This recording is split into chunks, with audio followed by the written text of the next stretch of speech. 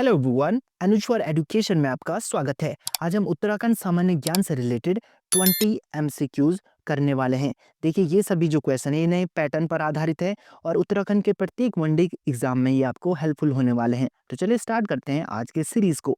तो पहला प्रश्न हमारे सामने है, सही कथन हमने चुनना है। तो इसमें जो पहला कथन है वो है, अंग्रेज शासन के आरंभ में उत्तराखंड में केवल 2 राजनीतिक प्रशासनिक इकाइयां थी। तो ये कथन सही है, क्योंकि तब क्या था, एक गढ़वाल था और एक कुमाऊं, ही 2 राजनीतिक प्रशासनिक इकाइयां यहाँ मौजूद थी।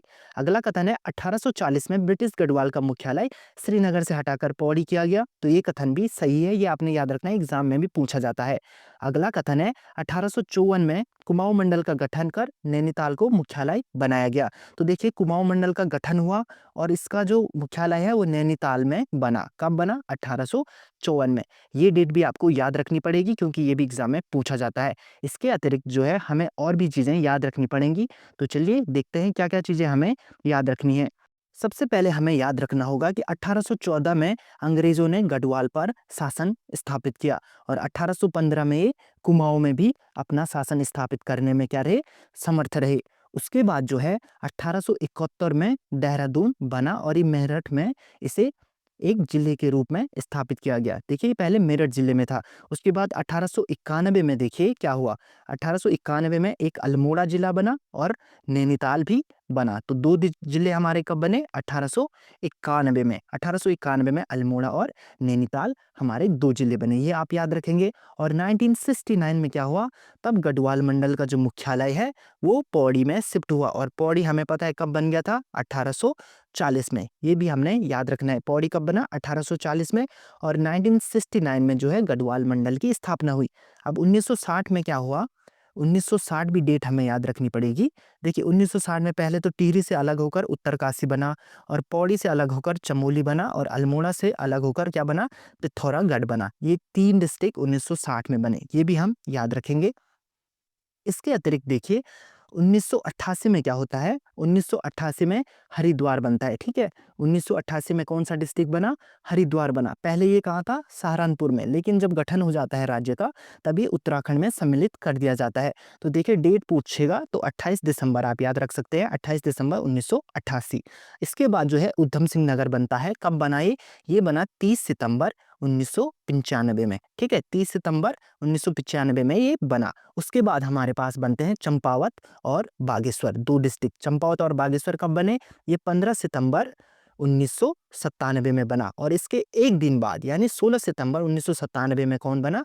रुद्रप्रयाग बना, ठीक है? तो रुद्रप्रयाग कब बना? 16 सितंबर 1997 में। तो ये भी एग्जाम में कई बार पूछे जाते हैं, तो आपको ये कंठस्थ याद होने चाहिए। तो बढ़ते हैं नेक्स्ट क्वेश्चन की ओर।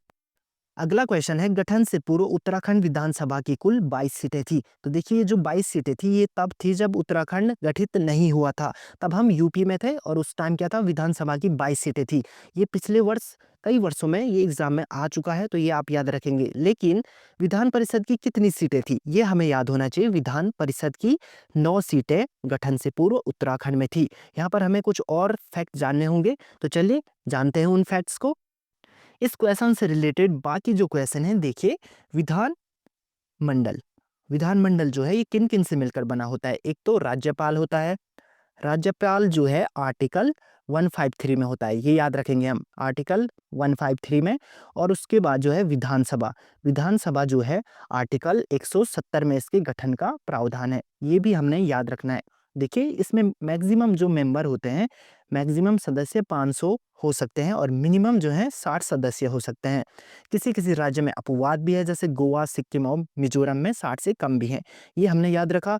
देखिए, इसका जो मेंबर होगा उसकी योग्यता 173 में हमको देखने को मिलती है, आर्टिकल 173 में, जो कि है 25 वर्ष की न्यूनतम आयु होनी चाहिए और भारत का नागरिक होना चाहिए, दिवालिया ये सो नहीं होना चाहिए, ये हमें पता होता है।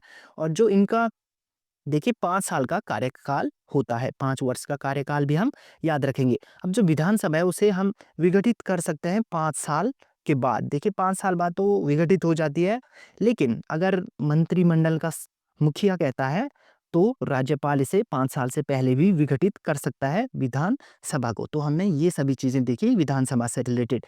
विधानसभा का जो सत्र होता है वो साल में 2 बार होता है और 2 बैठकों के बीच जो है कितना 6 महीने से ज़्यादा का गैप नहीं होना चाहिए, ये भी हमें याद रखना होगा। और जो है इसमें जो अगर बैठक होती है तो मिनिमम मेंबर होंगे 1/10, ठीक है? 1/10 मेंबर होंगे तभी बैठक हो सकती है किसी भी विधानसभा की। तो ये सभी चीज़ें थी विधानसभा से रिलेटेड। अब हम पढ़ेंगे विधान परिषद। तो देखिए विधान परिषद जो है ये आर्टिकल 169 में है। कॉन्स्टिट्यूशन के आर्टिकल 169 में हमें ये देखने को मिलता है और ये अभी सिर्फ 6 राज्यों में है। देखिए एग्जाम में पूछा जाता है कि किन-किन राज्यों में विधान परिषद हैं। तो यूपी हो गया, कर्नाटक हो गया, कर्नाटक के बाद आंध्र प्रदेश हो गया, तेलंगाना हो गया और बिहार हो गया और महाराष्ट्र हो गया। ये 6 राज्य हैं जिनके पास क्या है? विधान परिषद है। तो देखिए विधान परिषद के जो मिनिमम सदस्य होने चाहिए 40 होने चाहिए, ये भी एग्जाम में पूछा जाता है। और मैक्सिमम क्या होगा? जो विधानसभा के सदस्य थे उनका 1/3। अगर किसी विधानसभा में 180 सदस्य हैं तो 1/3 कर लो, यानी मैक्सिमम कितने होंगे? 90 सदस्य विधान परिषद में होंगे। ये अलग-अलग राज्यों के लिए वेरी करता रहेगा। तो ये हमने पढ़ा, ये एग्जाम के पॉइंट ऑफ व्यू से बहुत इंपॉर्टेंट है, तो इसे हम याद रखेंगे। अगला क्वेश्चन हमारे पास है, निम्न पर्वतों को अवरोही यानी डिसेंडिंग ऑर्डर में हमने क्या करना है? अरेंज करना है। तो सबसे ऊंचा पर्वत हम देखते हैं नंदा देवी पुरु को, जिसकी ऊंचाई है 7434 मीटर। उसके बाद जो है उसके बाद त्रिशूल देखते हैं। त्रिशूल की जो ऊंचाई है वो है 7120 मीटर। बद्रीनाथ की जो ऊंचाई है वो है 7140 मीटर। और चौखंबा की ऊंचाई देखते हैं। चौखंबा की जो ऊंचाई है वो है 7138 मीटर। और जो सतोपंथ की ऊंचाई है वो है 7084, ठीक है? 7084 इसकी ऊंचाई, ये आपने याद रखना है। तो इस हिसाब से सबसे ऊंचा जो है वो है नंदा देवीपुर, फिर है हमारा बद्रीनाथ, यानी 5 के बाद 3 किस ऑप्शन में है? तो ये हमारा राइट आंसर होगा। अगला क्वेश्चन हमारे पास है, सुमेलित करना है। तो देखिए इनमें सुमेलित नहीं है पूछ रहा है। तो देखिए हेलंग घाटी जो है चमोली में है, बिल्कुल राइट है। गुलाब घाटी जो है काठगोदाम नैनीताल में है, ठीक है? ये नैनीताल में हमको देखने को मिलती है। रूपगंगा घाटी भी चमोली में है, तो ये कथन भी सही है। तोता घाटी जो है ये टिहरी में नहीं है, टिहरी में है बादल घाटी। कौन सी घाटी है? बादल घाटी। ये एग्जाम में पूछा जा सकता है, बहुत इंपॉर्टेंट है। टिहरी में बादल घाटी हमको देखने को मिलती है। और जो तोता घाटी है ये ऋषिकेश में है, ठीक है? कहाँ है? ऋषिकेश में ये हमें देखने को मिलती है। अगला प्रश्न हमारे पास है, इसमें हमको मिलान करना है। तो देखिए सूर्यप्रयाग जो है वो है हमारे नंदाकिनी और लस्सर के संगम पर। इंद्रप्रयाग जो है ये गंगा और नयार के संगम पर है। शिवप्रयाग जो है ये अलकनंदा और खांडव गंगा के संगम पर है। और सोनप्रयाग जो है मंदाकिनी और वासुकी पर। तो इस हिसाब से सही उत्तर होगा 4 नहीं 3 4 1 2। तो देखिए 3 4 1 2 इस ऑप्शन में है, तो राइट आंसर बी हो जाएगा। अगला प्रश्न हमारे पास है, लक्ष्मीचंद द्वारा बागनाथ मंदिर का जीर्णोद्धार कब किया गया? तो लक्ष्मीचंद ने 1602 में बागनाथ मंदिर का जीर्णोद्धार किया। देखिए बागनाथ मंदिर में पूजा राजी लोग करते हैं, यानी वन रावत लोग, जो कि पिथौरागढ़ में ये रहते हैं। एक प्रकार की जनजाति है उत्तराखंड में। सबसे कम जनसंख्या वाली जनजाति भी राजी है, जो कहाँ पूजा करते हैं? बागनाथ मंदिर में। अब जो लक्ष्मीचंद था इसे लखुली बिराई कहते थे, क्योंकि मुगलों के आगे बिल्ली बन जाता था। और इसने क्या किया था? सिरती नाम का एक कर वसूला था, जो कि क्या था? नगद लिया जाने वाला कर था। और एक जूलिया कर भी इसने लिया था। तो ये भी आप याद रखोगे, इसने जूलिया कर भी लिया था। और इसने जो है अपने विभाग यानी अपने कर्मचारियों को 3 भागों में भी बांटा था। पहला सरदार सॉरी, और दूसरा फौजदार, और तीसरा था नेगी। तो इसने क्या किया? कर्मचारियों को 3 भागों में भी बाँटा। ये भी एग्ज़ाम में पूछा जाता है कि किसने कर्मचारियों को 3 भागों में बाँटा। तो ये हम याद रखेंगे। और इसी के डर से लोग क्या करते थे? छत में भी सब्जियाँ उगाते थे, क्योंकि नहीं तो कर देना पड़ जाता था। अगला क्वेश्चन है, गढ़वाल का मोहम्मद बिन तुगलक कहा जाता है। तो गढ़वाल का मोहम्मद बिन तुगलक श्याम शाह को कहा जाता है। और अगर यहाँ पर कुमाऊं होता तो वो क्या हो जाता? देवी चंद हो जाता, ठीक है? देवी चंद को कुमाऊं का मोहम्मद बिन तुगलक कहा जाता है। और गढ़वाल का मोहम्मद बिन तुगलक श्याम शाह को। ये पंवार शासक का 45वां राजा था। और इससे जो मुगल हैं उन्होंने भेंट भी दी थी, और ये मुगलों से भेंट करने वाला पहला पंवार राजा भी था। ये भी हम याद रखेंगे। ये पंवार शासक का देखिए ऐसा राजा था जिसका सबसे पहले चित्र हमें देखने को मिलता है, यानी पहला राजा है जिसका कोई चित्र बना हुआ है।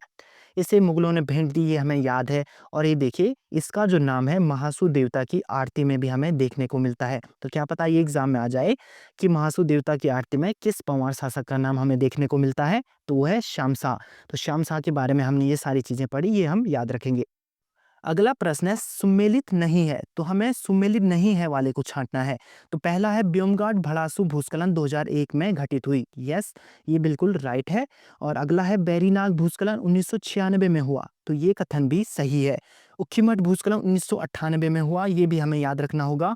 और जो मालपा है वो भी इसी सन में हुआ, यानी 18 अगस्त को हुआ, ये 1998 में। ठीक है, ये आपने याद रखना है मालपा भूस्खलन। और जो कपकोट भूस्खलन है ये 2006 में नहीं हुआ बल्कि 2010 में हुआ, ये भी हमें याद रखना है। और आपको ये बताना है कि कपकोट किस डिस्ट्रिक्ट में है उत्तराखंड के। तो चलिए बढ़ते हैं आगे। अगला प्रश्न हमारे पास है अलकनंदा की सहायक नदियां हैं। तो देखिए सरस्वती, धौलीगंगा, नंदाकिनी, पिंडर, मंदाकिनी, तो क्या है, अलकनंदा की सहायक नदियां हैं। सरस्वती कहाँ पर मिलती है, केशव प्रयाग पर। कहाँ पर, केशव प्रयाग पर मिलती है। और ये जो सरस्वती है ये कहाँ से निकलती है, रतकोण के देवताल से। ठीक है, देवताल, रतकोण। अब हमें यहाँ पर एक याद रखना पड़ेगा, रतकोणा बुग्याल कहाँ पर है, चमोली में है। तो ये रतकोणा से निकलती है देवताल से सरस्वती नदी, और केशव प्रयाग में मिलती है। उसके बाद जो बद्रीनाथ है वहाँ क्या होता है, ऋषि गंगा 2 मिलती है, जो कि कहाँ से निकलती है, बगल के नीलकंठ से। ये भी हम याद रख सकते हैं। उसके बाद देखिए धौलीगंगा, धौलीगंगा विष्णु प्रयाग में मिलती है, जिस जहाँ तक कि अलकनंदा को विष्णु गंगा भी कहा जाता है। अब धौलीगंगा की जो सहायक नदियाँ आती है वो हमें याद होनी चाहिए। जो धौलीगंगा है उसकी सहायक नदियों में गणेश गंगा, ऋषि गंगा 1 और क्योगाड गिरथी भी है। तो ये नाम आपको याद होने चाहिए। कौन कौन सी इसकी सहायक नदियाँ हैं, ऋषि गंगा, गणेश गंगा, क्योगाड और गिरथी इसकी सहायक नदियाँ हैं। और जो ये धौलागिरी है ये कहाँ से निकलती है, कामेट के धौलागिरी के कुनकुल श्रेणी से निकलती है। ये हमें याद रखना पड़ेगा, कहाँ से, धौलागिरी के कुनकुल श्रेणी से, ये हमें याद रखना है। और आगे चल के ये कहाँ मिलती है, नंदाकिनी में मिल जाती है। जो नंदाकिनी कहाँ से निकलती है, नंदा घुंघटी से। उसके बाद पिंडर, पिंडर देखिए पिंडारी ग्लेशियर से निकलती है और कर्णप्रयाग में मिल जाती है। जो पिंडर है उसकी एक इम्पोर्टेंट जो सहायक नदी है वो है अट्टागाड़। अट्टागाड़ एग्जाम में पूछा जाता है, किसकी सहायक नदी है, वो पिंडर की सहायक नदी है। और मंदाकिनी तो हमें पता है ये रुद्रप्रयाग में मिलती है, ये तो हमें पता है। तो देखिए ये सभी चीजें हमें याद रखनी पड़ेंगी क्योंकि एग्जाम में पूछे जाते हैं।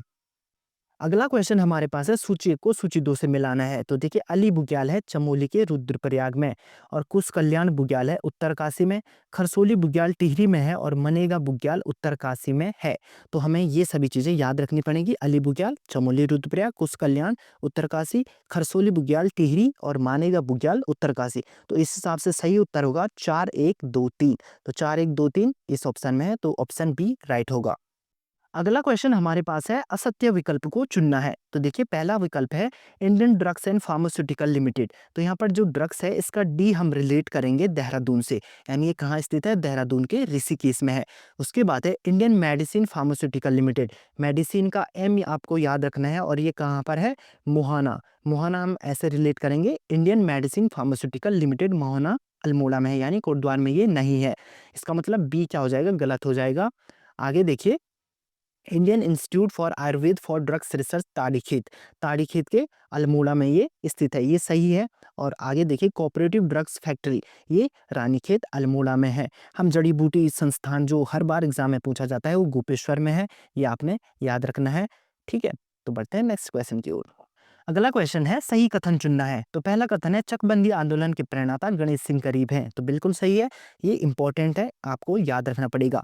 सेकंड है पानी आंदोलन तथा दूधातोली लोक विकास संस्थान का गठन सच्चिदानंद भारती ने किया, ये एग्जाम में पूछा जा चुका है कई बार, तो ये भी आपको याद रखना पड़ेगा। अगला है टिहरी अलकनंदा क्षेत्र में हुए बंटा जल आंदोलन की मुख्य भूमिका स्वामी मनमंथन ने निभाई, तो ये कथन भी बिल्कुल सही है। और अगला है चमोली में झपटो छिनो आंदोलन 21 जून 1998 को शुरू हुआ, ये क्यों शुरू हुआ, क्योंकि जो नंदा देवी नेशनल पार्क था उसके जंगलों का जो स्वामित्व है वो गांव वालों को चाहिए था, इसलिए यहाँ एक छीनो झपटो आंदोलन स्टार्ट हुआ, ये भी सही है, यानी सभी कथन क्या है, सही है। ऑप्शन ए सही हो जाएगा। अगला क्वेश्चन है 1 सितंबर 1994 की खटीमा कांड में कौन कौन से लोग शहीद हुए। तो देखिए कौन कौन थे वो लोग जो 1994 में खटीमा कांड में शहीद हुए। पहले थे धर्मानंद भट्ट, बिल्कुल सही है, गोपीचंद जी बिल्कुल सही है, भगवान सिंह सिरोला बिल्कुल सही है, और प्रताप सिंह बिल्कुल सही है। इसके अतिरिक्त जो है परमजीत सिंह जी भी क्या हुए, यहाँ शहीद हुए। और सलीम अहमद, सलीम अहमद आपको याद रखना होगा, सही सलीम अहमद भी यहाँ क्या हुए, शहीद हुए। और भुवन सिंह भी यहाँ शहीद हुए। तो ये सभी नाम एग्जाम में बहुत बार पूछे जा चुके हैं, तो आपको ये याद रखना होगा।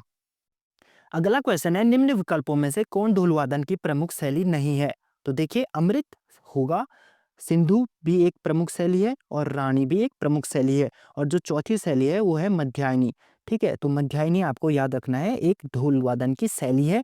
नौबत में क्या होता है, ओजी लोग के जो लोग जाति के लोग होते हैं वो अपने यजमान के यहाँ सुबह सुबह ढोल वादन करते थे।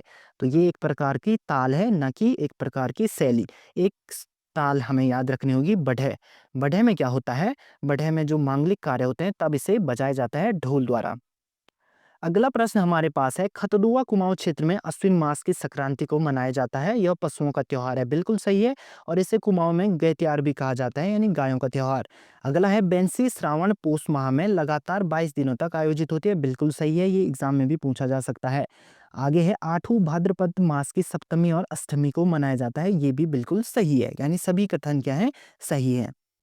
अगला प्रश्न हमारे पास है, सुमेलित करना है सूची 1 को सूची 2 से। तो पहला जो है, सर्वाधिक अनुसूचित जाति जनसंख्या वाला जिला कहाँ है? हरिद्वार। तो बिल्कुल सही होगा, हरिद्वार में सबसे ज्यादा एससी जनसंख्या रहती है, और न्यूनतम एससी जो जनसंख्या है वो है चंपावत में। ये आपने याद रखना है। सर्वाधिक अनुसूचित जाति जनसंख्या का प्रतिशत बोल रहा है, तो प्रतिशत के मामले में बागेश्वर में सबसे ज्यादा क्या रहते हैं, एससी लोग रहते हैं। और जो है न्यूनतम अनुसूचित जाति जनसंख्या प्रतिशत वाला जिला देहरादून है। देहरादून में सबसे कम प्रतिशत में एससी लोग रहते हैं। तो हो जाएगा ऑप्शन डी करेक्ट। अगला प्रश्न हमारे पास है, सूची 1 को सूची 2 से मिलाना है। तो देखिए कोटली भेल है, ये गंगा पर बना हुआ है, कहाँ? टिहरी में, और ये परियोजना 1000 मेगावाट की है। तो देखिए इन दो ऑप्शन में है। खुदरी जो है ये है 120 मेगावाट की परियोजना, और ये देहरादून में यमुना नदी पर बनी हुई है। तो देखिए 2 के बाद 4, यानी ऑप्शन सी हमारा राइट होगा। और डकरानी जो है ये 33.75 मेगावाट की है, और ये जो योजना है ये भी देहरादून में है। ग्लोनी जो है ये मसूरी में है, और ये पहला क्या है, विद्युत संयंत्र है उत्तराखंड का, और उत्तर भारत का भी प्रथम है। तो देखिए 3.5 मेगावाट की ये परियोजना थी, तो ऑप्शन सी हमारा राइट हो जाएगा। अगला प्रश्न हमारे पास है, सुमेलित करना है। देखिए सीएम दाल पोषित योजना ये 12 सितंबर 2019 को स्टार्ट हुई थी। सीएम वात्सल्य योजना 2 अगस्त 2021 को हुई थी, यानी 2 के बाद 1 कहाँ पर है, इस ऑप्शन में है। और देखिए एक जिला दो उत्पाद योजना 25 अक्टूबर 2021 को स्टार्ट हुई, और आपातकालीन सेवा योजना 15 मई 2008 को प्रारंभ हुई। तो आपने ये सभी डेट याद रखनी है, एग्जाम में बहुत बार पूछे जाते हैं। अगला प्रश्न है, गढ़वाल में हिंदी पत्रकारिता का भीष्म पितामह किसे कहा जाता है? तो इसका सही उत्तर होगा बिशंबर दत्त चंदोला। इन्होंने क्या किया, 16 फरवरी 1914 को 3 पत्रों का विलय किया। वो कौन कौन से पत्र थे? पहला पत्र था गढ़वाली, गढ़वाल और विशाल कीर्ति। ठीक है, विशाल कीर्ति, इन तीनों पत्रों का विलय करके इन्होंने गढ़वाली नाम से एक पत्र स्टार्ट किया। तो पूछ सकता है कि इन तीनों पत्रों को कब विलय करके एक पत्र बनाया गया? तो देखिए 16 फरवरी 1914 आपको याद रखना है। किसने किया? ये बिशंबर दत्त चंदोला ने, जिनको कि गढ़वाल में हिंदी पत्रकारिता का भीष्म पितामह कहा जाता है।